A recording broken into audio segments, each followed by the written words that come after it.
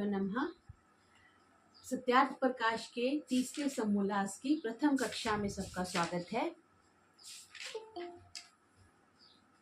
कल हमने द्वितीय समोल्लास को समापन किया था। द्वितीय समोल्लास में महर्षि ने शिक्षा के बारे में थोड़ा सा बताया और जो माता को और पिता को परिवार में रहते हुए बच्चे को शिक्षा देनी चाहिए उसके बारे में बताया। अब आगे तृतीय समोल्लास में जो विधिवत शिक्षा होती है उसके बारे में बता रही हैं। अथ तृतीय समोल्लासारंभः अथ अध्ययन अध्यापन विधि व्याख्यास्यामः। अध्ययन किस चीज का करना चाहिए और अध्यापन कैसे होना चाहिए उसकी विधि में महर्षि कह रही हैं कि इस समोल्लास में बताएंगे। तो इसमें ये बता रहे हैं कि संतानों को उत्तम विद्या देनी चाहिए, शिक्षा देनी चाहिए। गुण कर्म स्वभाव रूपी आभूषणों को धारण करवाना माता पिता आचार्य और संबंधियों का मुख्य कर्म है। क्या लिखा महर्षि ने? मुख्य कर्म। एक तो साधारण कर्म हो गए, भोजन करना, स्नान करना। मुख्य कर्म क्या है? अपनी संतान को उत्तम विद्या देना, उत्तम शिक्षा देना, उत्तम गुण देना, जो आजकल हम छोड़ रहे हैं, उत्तम कर्मों के बारे में बताना और स्वभाव रूपी आभूषण, ये आभूषण है बच्चे के लिए, इन आभूषण को धारण करवाना माता पिता का, आचार्यों का और संबंधियों का मुख्य कर्म है। यहाँ पे महर्षि ने संबंधी शब्द भी लिख दिया, मतलब रिलेटिव्स को भी, रिलेशंस में जो लोग हैं उन लोगों को भी, इसमें मित्र लोग भी आगे, उनकी भी ये ड्यूटी बनती है कि जो बच्चा है समाज को हम दे रहे हैं, हम तो 40-50 साल बाद निकल जाएंगे, तो अगला समाज को मेंटेन करने के लिए हमें ये आभूषण धारण करवाने चाहिए। फिर महर्षि कहते हैं कि ये जो आप सोना चांदी और ये डायमंड्स डाल के बच्चों को डालते हो ना, ये कोई आभूषण नहीं है। क्यों? क्योंकि इनसे तो सिर्फ शरीर जो है वो शोभायमान होता है, आत्मा शोभायमान नहीं होती, और शरीर नश्वर है, हमें पता है 50-60 साल की एक्सपायरी डेट के साथ आया हुआ है। तो वो बोल रहे हैं कि आत्मा सुशोभित नहीं होती, क्योंकि आभूषणों के धारण करने से, अगर बच्चे को गोल्ड पहनना हुआ है तो कई बार हम देखते हैं ना, बच्चे को उठा के ले जाते हैं या चोरी हो जाती है। तो महर्षि ने साफ स्पष्ट बोला, देखो उस समय बोल दिया उन्होंने कि इससे एक तो देह अभिमान होता है, मैंने ज्वेलरी पहनी हुई है, फिर विषय आसक्ति हो जाती है, और फिर चोर आदि का भय और मृत्यु भी संभव है। इसलिए संसार में देखने में आता है कि आभूषणों के योग से बालक आदिकों को मृत्यु दुष्टों के हाथों से होता है। तो ऐसा हमें नहीं करना चाहिए। बच्चों को इन आभूषणों की बजाय अच्छे गुण कर्म स्वभाव वाले आभूषण दिलवाने चाहिए।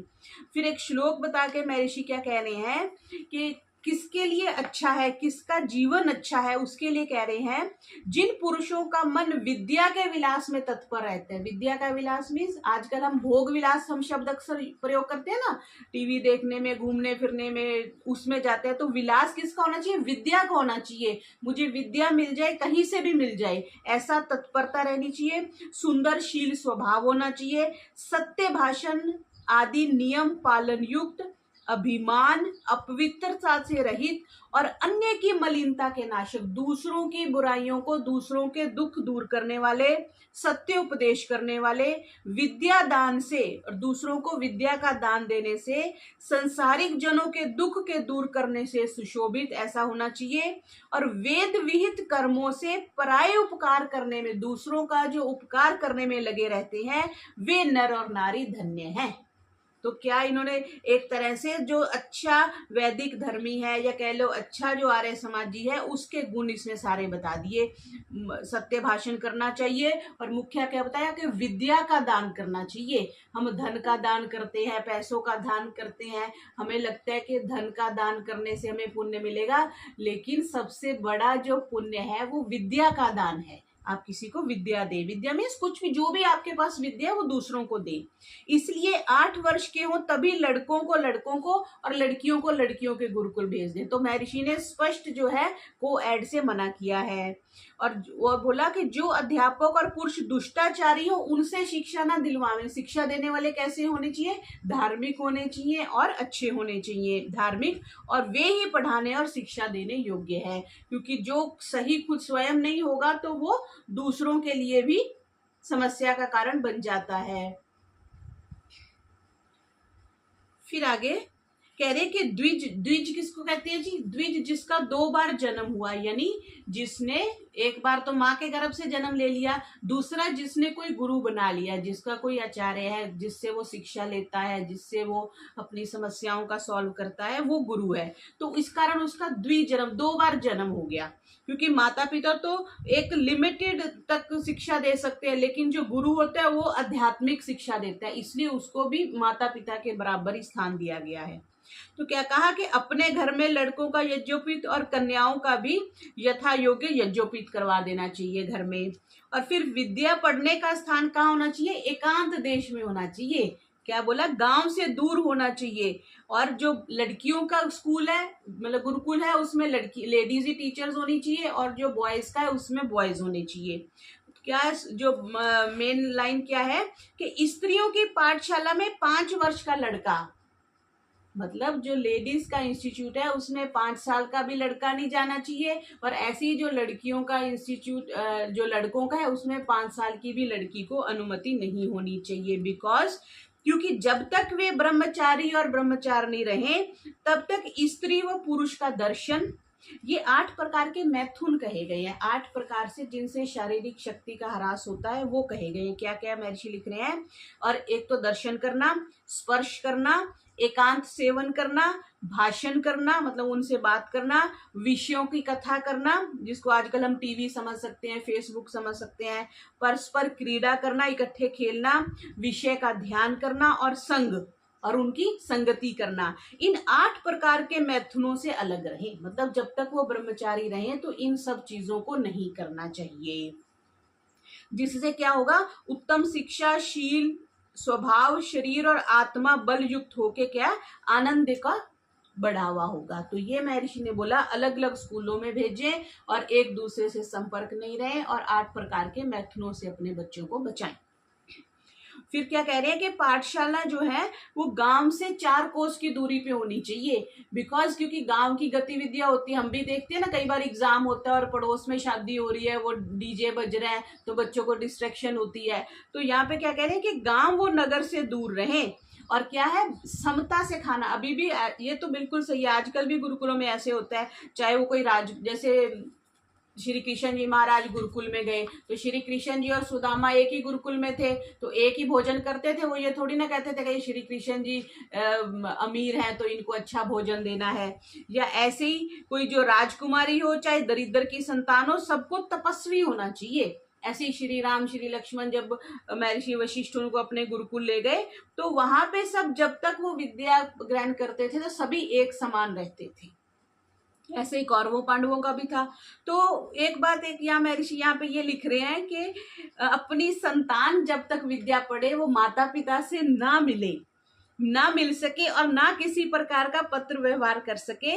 रीजन क्या लिख रहे हैं?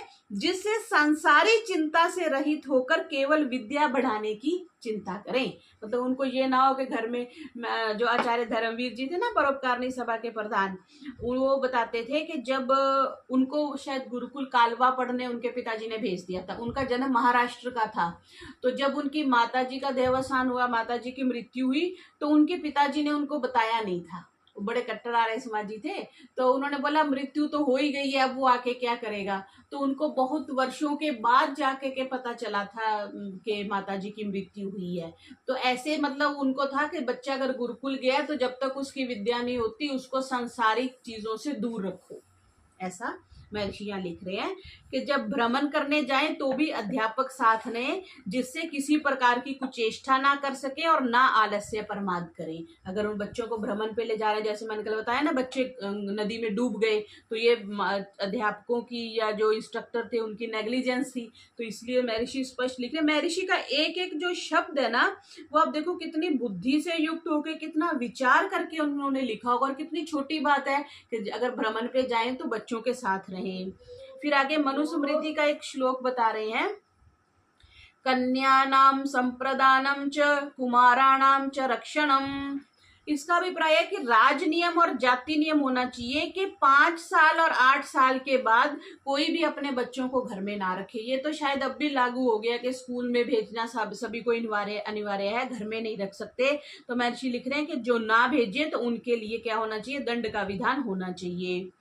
फिर कह रहे पिता माता व अध्यापक अपने लड़के लड़कियों को अर्थ सहित गायत्री मंत्र का उपदेश करें। ये बहुत से लोग कहते हैं ना कि आर्य समाजियों का कोई गुरु नहीं होता तो इनको कोई गुरु मंत्र नहीं मिलता, इसलिए बहुत से लोग मत संप्रदाय के लोग हम लोगों को थोड़ा सा इग्नोर करते हैं, बहुत अच्छी दृष्टि से नहीं देखते। तो महर्षि ने स्पष्ट ही लिख दिया हमारे गुरु कौन है, हमारे गुरु स्वामी दयानंद सरस्वती है। गुरु जरूरी नहीं होता कि गुरु सशरीर हो, इस पांच भौतिक पुतले में ही होना चाहिए। महर्षि स्पष्ट आदेश कर रहे हैं अपने लड़के और लड़कियों को अर्थ सहित गायत्री मंत्र का उपदेश करें। और ये कौन लिख रहे हैं, हमारे गुरु लिख रहे हैं। इसलिए हमारे गुरु जो कहते हैं ना आर्य समाजियों का कोई गुरु नहीं है, तो हमें हमारे पास स्पष्ट उत्तर होना चाहिए कि महर्षि दयानंद सरस्वती हमारे गुरु हैं। गुरु एक तत्व होता है, गुरु ब्रह्मा गुरु विष्णु जो श्लोक लिखा हुआ है उसका भी आचार्य धर्मवीर जी बड़ी अच्छी व्याख्या करते थे। गुरु is not a body, Guru is तत्व, वो परंपरा से चलता आ रहा है और वो तत्व ही आगे पास ऑन होता है।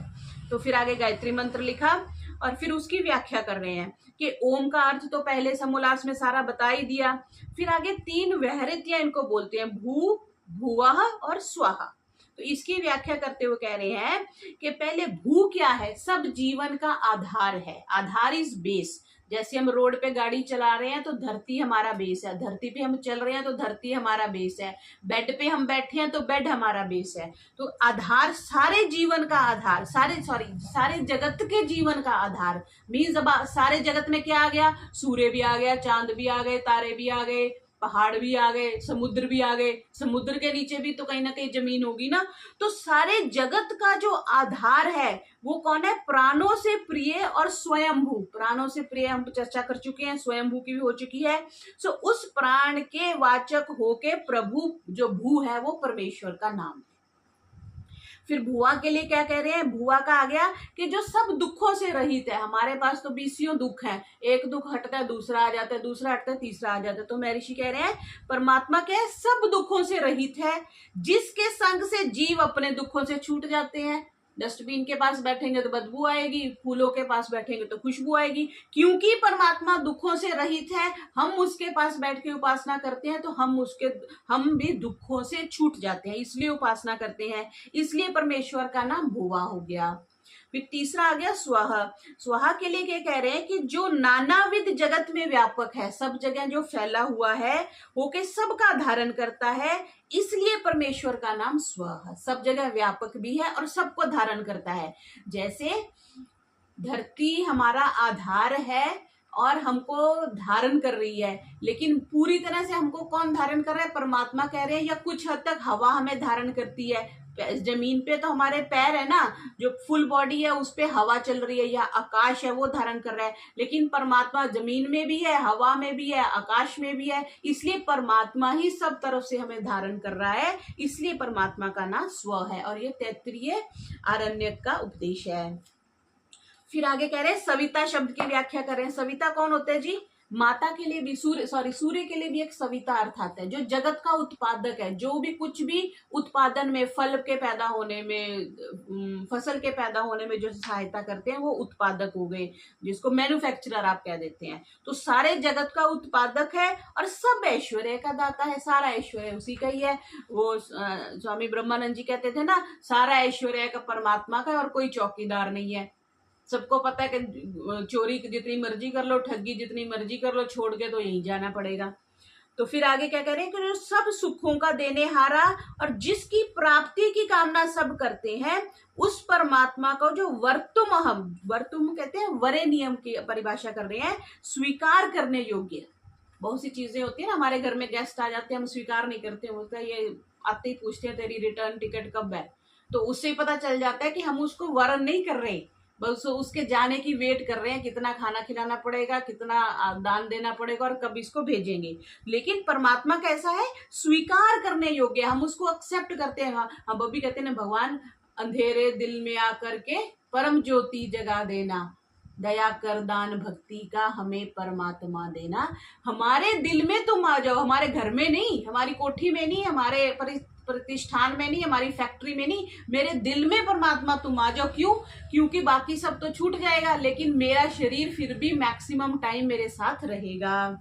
फिर शुद्ध स्वरूप का क्या कह रहे हैं, परमात्मा शुद्ध स्वरूप है और पवित्र करने वाला चेतन ब्रह्म स्वरूप। शुद्ध तो बहुत बार हम देख चुके हैं, और पवित्र करने वाला है। जैसे वो पानी में फिटकरी डाल के आप पानी को शुद्ध कर लेते हैं, ऐसे परमात्मा हमें पवित्र करता है। उस परमात्मा के स्वरूप को हम धीमहि हम धारण करें, ऐसे परमात्मा को हम धारण करना चाहते हैं। किस प्रयोजन के लिए? हम बाजार जा रहे हैं, किसी से मित्रता करते क्यों कर रहे हैं? कुछ लाभ है, सारी दुनिया स्वार्थ पे है ना। हम कुछ खरीद के लाते क्यों, क्या प्रयोजन है? तो महर्षि कितना स्पष्ट कह रहे हैं, किस प्रयोजन के लिए परमात्मा को धारण करें, क्या जरूरत पड़ी है? जैसे हम कई आधी से ज्यादा दुनिया को हम जानते ही नहीं, हम उनसे बात भी नहीं करते, हम उनको धारण भी नहीं करते। क्यों? जो सविता देव परमात्मा हमारी बुद्धियों को प्रेरणा करे, अंदर बैठे प्रेरणा करेंगे। कल आदरणीय राम कुमार जी आए थे, वो कह रहे थे एक व्यक्ति था फ्रांस में, अभी वो फ्रांस होके आए, और 3 के 4 घंटे में 34 अरब रुपया जुए में हार गया, और अपनी 5 बीवियां हार गया। 7 बीवियां थी उसकी। बुद्धि ऐसी है। और एक हमारे यहाँ आदरणीय राजकुमार जी हैं, वो बता रहे थे कि या गावड़िया जी हैं, जितना आता है वो कितनी गौशालाएं चला रहे हैं, कितने गुरुकुल चला रहे हैं, दान कर रहे हैं। तो ये अंदर से बैठा कौन प्रेरणा दे रहा है? परमात्मा ही तो दे रहा है। तो परमात्मा की जब हम उपासना करते हैं तो वो अंदर बैठा हमारी बुद्धि को प्रेरित करता है, भाई ये काम मत कर, इसमें गड़बड़ हो जाएगा। वो अंदर से बैठा बताता है, और बुरे कर्मों से छुड़ाकर अच्छे कर्मों में प्रवृत्त करें, ये हमारी इंटेंशन है। इसलिए गायत्री का अनुष्ठान करना चाहिए। और बचपन में ही जब हमने बच्चे को सिखा दिया कि बुरे कामों को छोड़ के अच्छे कामों में परमात्मा हमें लगाता है, तो वो हमेशा उपासना करेगा, हमेशा गायत्री का जाप करेगा। फिर महर्षि ने इसका संस्कृत में भी इसका लिखा है। फिर आगे कह रहे हैं कि जो सब समर्थों में समर्थ सच्चिदानंद स्वरूप नित्य शुद्ध बुद्ध परमात्मा है, वो क्या करते हैं, ठीक ठीक न्याय करने हारा है। उसकी स्पेसिफिकेशंस बता रहे हैं, जो पहले आई एडजेक्टिव जो है, विशेषण है। जन्म मरण क्लेश से रहित है, सबके घट घट को जानने वाला है। बीवी से बहुत कुछ छुपा लेंगे, बच्चों से बहुत कुछ छुपा लेंगे, लेकिन परमात्मा से कुछ नहीं छुपा सकते। सबका धर्ता, पिता, उत्पादक और अन्न आदि से विश्व का पोषण करने हारा है, और सकल ऐश्वर्य का युक्त हो है, शुद्ध स्वरूप है। उस परमात्मा का जो चेतन स्वरूप है, उसी को हम धारण करें। देखो इसमें क्या भाषा की शुद्धता देखो। महर्षि कह रहे हैं उस परमात्मा का जो चेतन स्वरूप है, जड़ में भी तो परमात्मा है ना, लेकिन हम चेतन का ग्राह्य करना चाहते हैं, चेतन स्वरूप को हम धारण करें। इसके लिए हमारे आत्मा और बुद्धियों को अंतर्यामी स्वरूप हमको क्या करें, दुष्ट और अधर्म का जो मार्ग है उससे हटा करके सत्य मार्ग में चलाएं। उसको छोड़कर दूसरे किसी वस्तु का हम लोग ध्यान नहीं करें। क्यों? ना तो उस परमात्मा के बराबर कोई है, ना उससे बड़ा कोई है, क्योंकि वही परमात्मा हमारा राजा, न्यायाधीश और सब सुखों का देने वाला है। हम जितनी मर्जी दुनिया की पाठ पूजा कर लें, दुनिया के गुरु जी जनों को हम संभाल लें, अंत में हमारा न्याय तो परमात्मा करेगा। इसलिए परमात्मा ही हमारा न्यायाधीश है। ये महर्षि का बहुत अटल विश्वास है। स्तुति, प्रार्थना, उपासना के मंत्रों में भी महर्षि इसको बहुत डिटेल से लिखते हैं। फिर आगे कह रहे हैं, इस प्रकार गायत्री मंत्र का उपदेश करके संध्या उपासन की जो स्नान, आचमन, प्राणायाम आदि की क्रियाएं हैं वो सिखाएं। ठीक है जी। तो मतलब बच्चों को संध्या स्नान कैसे करना है, आचमन कैसे करना है, प्राणायाम कैसे करना है, ये भी बच्चों को सिखाना चाहिए, जिससे शरीर के बाह्य अवयवों की शुद्धि और आरोग्य होते हैं। तो ये मनुस्मृति, महर्षि ने मनुस्मृति के बहुत सारे श्लोकों का रेफरेंस दिया है। मनुस्मृति को महर्षि एक ऑथेंटिक पुस्तक मानते थे। इसमें अद्विगात्राणि शुद्ध्यन्ति, मनः सत्येन शुद्ध्यति, विद्या तपोभ्याम भूतात्मा, बुद्धिर्ज्ञानेन शुद्ध्यति। किससे किसकी शुद्धि होती है? जल से शरीर के बाहर के अवयव शुद्ध होते हैं, सत्य आचरण से मन शुद्ध होता है, विद्या और तप से मतलब सब प्रकार के कष्ट सह करके धर्म का ही अनुष्ठान करने से जीवात्मा कैसे हो जाती है, ज्ञान। और कैसा ज्ञान होगा? पृथ्वी से लेकर परमात्मा पर्यंत, मतलब उसकी बुद्धि इतनी सूक्ष्म हो जाएगी। पृथ्वी कितनी बड़ी है, कितनी स्थूल है, और परमात्मा कितना सूक्ष्म है, उनको भी जान सकेगा। विवेक से बुद्धि दृष्ट निश्चय पवित्र, बुद्धि पवित्र होगी तभी तो हम जान सकेंगे। बहुत सी चीजों को हम छोड़ देते हैं ना, ये तो समझ में नहीं आ रहा, ये तो मेरा आउट ऑफ माइंड हो रहा है, पल्ले नहीं पड़ रहा, जिसको देसी भाषा में हम बोलते हैं। तो इसलिए महर्षि कह रहे हैं कि सत्य जब बोलता है, जो बुद्धि है वो ज्ञान से शुद्ध होती है। और ज्ञान कहाँ से मिलता है? ज्ञान माता पिता से मिलता है, गुरुजनों से मिलता है। फिर दूसरा प्राणायाम के बारे में ये योग दर्शन का सूत्र बता रहे हैं। प्राणायाम अशुद्धि क्षय ज्ञान दीप्तिरा विवेक ख्याते है, बहुत प्रसिद्ध श्लोक है। प्राणायाम जब हम करते हैं तो क्या होता है? प्रतिक्षण क्षण क्षण क्या हो रहा है? अशुद्धि का नाश होता है और ज्ञान का प्रकाश होता है। इसलिए प्राणायाम करना चाहिए। स्वामी रामदेव जी बहुत आसान तरीके से उन्होंने प्राणायाम को जन जन तक पहुंचा दिया। तो जब तक मुक्ति ना हो तब तक उसके आत्मा का ज्ञान बराबर बढ़ता रहता है। देखो मतलब कितनी बड़ी बात, कितनी सरलता से लिख दी, जब तक मुक्ति ना हो। इट मीन्स मुक्ति होने तक हमारा ज्ञान बढ़ना चाहिए। जब तक मुक्ति ना हो तब तक उसकी आत्मा का ज्ञान बराबर बढ़ता जाता है। मीन्स अभी थोड़ा है, सपोज अगर काउंटिंग करें तो अभी 20% है, फिर किसी जन्म में 30 हो जाएगा, 40 हो जाएगा, जब 100% हो जाएगा, हम मुक्ति के लायक हो जाएंगे। वो क्यों होएगा? अगर हम प्राणायाम करते हैं। ठीक है जी। फिर आगे कह रहे हैं, इसी प्राणायाम को इस संदर्भ में कह रहे हैं कि जैसे अग्नि में तपा करके जो स्वर्ण आदि धातुएं, गोल्ड को वो सुनार गर्म करता है तो उसकी शुद्धियां अलग हो जाती हैं, धातुओं का मल नष्ट होकर शुद्ध हो जाता है। वैसे प्राणायाम करके मन और इंद्रियों के दोष जो है वो खत्म हो जाते हैं और मन जो है वो निर्मल हो जाता है। ऐसा महर्षि लिख रहे हैं। इसलिए प्राणायाम को बच्चों को सिखाना चाहिए और हमें स्वयं भी करने चाहिए। फिर आगे योग सूत्र के बारे में बता रहे हैं कि प्राणायाम के टाइप्स बता रहे हैं उसमें, कि जैसे बाह्य प्राणायाम है, हम संध्या में भी करते हैं। महर्षि ने बोला कम न्यून से न्यून 3 और अधिक से अधिक 21 प्राणायाम करने चाहिए। तो जो अपनी संध्या उपासना ना, वो भी बड़ी साइंटिफिक महर्षि ने बता दी है, बना दी हुई है, अगर हम उसको ढंग से करें तो। किसी दिन संध्या पे भी हम अपनी चर्चा करेंगे। तो कह रहे हैं कि वेग से, जैसे हम उल्टी करते हैं, एकदम से बाहर श्वास को बाहर निकालना है और मूलाधार को ऊपर खींच के पेट को अंदर करके और बाहर रोक के रखना है। जितनी देर आप बाहर रोक के रखते हैं उतनी देर जो है वो मन शांत होता है और मन में ओम का उच्चारण करना है। इसका जप करता जाए। इस प्रकार करने से आत्मा और मन की पवित्रता होती है। तो इसको बाह्य प्राणायाम कह देते हैं हम। ठीक है जी।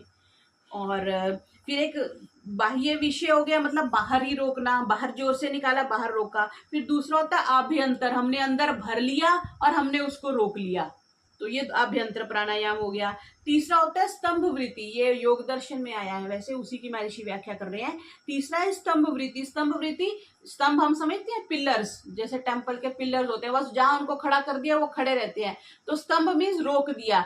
मेरा सांस अंदर जा रहा है तो मैंने उसको वहीं रोक दिया, बाहर आ रहा है तो बाहर वहीं रोक दिया। उससे भी मन शांत होता है और मन शुद्ध होता है। और ये आप कहीं भी कर सकते हैं, ऑफिस में बैठ के कर सकते हैं, गाड़ी में कर सकते हैं, जरूरी नहीं आपको अलग से बैठना है। और चौथा बताया बाह्य अभ्यंतर अक्षेपी। इसमें क्या है कि जैसे मेरा अभी श्वास बाहर जा रहा है तो बाहर जाने की बजाय मैंने उसको रोक लिया और बाहर से और अंदर ले लिया, मीन्स ब्रेक लगा लिया। श्वास ऐसे ऐसे अंदर आ रहा है, फिर मैंने उसको रोक दिया और अंदर आने की बजाय उसको ब्रेक लगा दी। ऐसे ही बाहर जा रहा है तो मैंने उसको बाहर ना जा करके उल्टा उसके अंदर अंदर भरने की कोशिश करी। तो उससे भी क्या होता है, मन रुकता है। मन जो है मन का सीधा कनेक्शन प्राण से है। जब हमें गुस्सा चढ़ता है, सांस तेज चढ़ती है ना, जब हम बड़ा किसी को डांटते हैं, झगड़ा करते हैं, तो खून खौलने लगता है, तो हमारा श्वास बड़ी तेज हो जाती है। तो क्यों? क्योंकि मन में इतनी उत्तेजना आई तो श्वास बढ़ गया। तो अब हम जब श्वास को कंट्रोल कर रहे हैं, वो है ना ए प्रोपोर्शनल टू बी कर दीजिए ना। तो अगर हम प्राण को कंट्रोल कर रहे हैं तो मन अपने आप कंट्रोल हो जाएगा, क्योंकि तब मन उत्तेजित हुआ था तो प्राण भी उत्तेजित हो गया था। अब हमने प्राण को कंट्रोल कर लिया, क्योंकि मन को कंट्रोल करना तो हमारे बस में नहीं है। वो जो लगाम होती है ना, तो लगाम वाला जो सारथी होता है वही घोड़े को कंट्रोल कर सकता है। तो जो प्राणायाम को हम एक तरह से सारथी समझ सकते हैं। प्राणायाम मीन्स एक या लगाम समझ लीजिए, प्राणायाम से हमने खींच लिया तो मन अपने आप शांत हो गया। तो सुबह जब हम प्राणायाम करते हैं, उपासना करते हैं, उसके बाद बड़े शांत होते हैं। फिर वो दिन भर की बला बला शुरू हो जाती है और हम विक्षेप में चले जाते हैं। तो यहाँ पे चारों प्राणायाम को महर्षि ने बड़ा अच्छे से बता दिया। और क्या कहा कि प्राणायाम करने से क्या है, मन और इंद्रियां भी स्वाधीन होते हैं, और बल पुरुषार्थ बढ़कर बुद्धि कैसी हो जाती है, तीव्र और सूक्ष्म रूप हो जाती है, बुद्धि उसकी तेज हो जाती है जो प्राणायाम करता है, जो बहुत कठिन और सूक्ष्म विषय को भी शीघ्र ग्रहण करती है। ठीक है जी। बहुत से बच्चे कह रहे हैं जी साइंस हमें समझ नहीं आएगी, हम कॉमर्स ले लेंगे, फिर कहते हैं जी कॉमर्स भी इसके पल्ले में नहीं आएगी, इसको तो आर्ट्स ही दिलवा दो।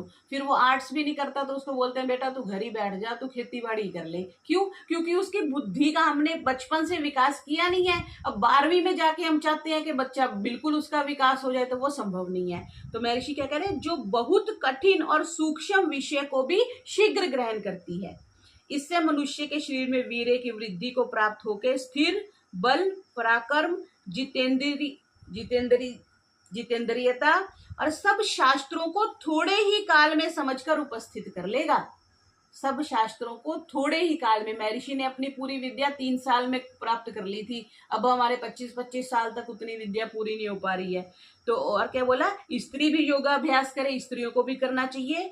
भोजन, छादन, बैठने, उठने, बोलने चालने, बड़े छोटे से यथा योग्य व्यवहार का उपदेश करें। तो महर्षि कितना स्पष्ट कह रहे हैं कि बच्चों को ये भी बताना चाहिए कैसा भोजन करना है।